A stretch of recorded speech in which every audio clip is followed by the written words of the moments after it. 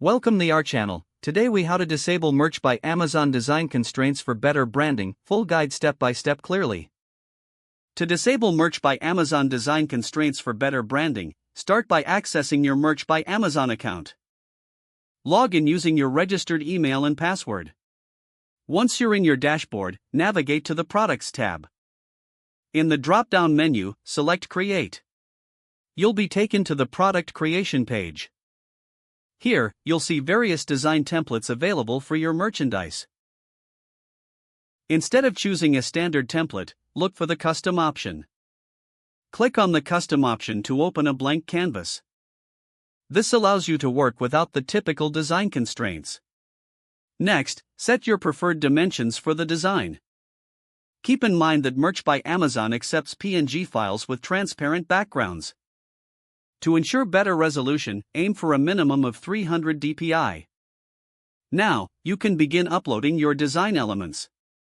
Use your own graphics, logos, and custom typography for unique branding. If you need more flexibility, consider using design software like Adobe Illustrator or Canva. Once your design is finalized, check that it complies with Amazon's content policy. After confirming compliance, save your design as a PNG file. Return to the product creation page and upload your new PNG file. In the product details section, fill in your title, brand name, and product description. Make sure to use keywords relevant to your brand for better visibility. Select your desired colors and styles for your product.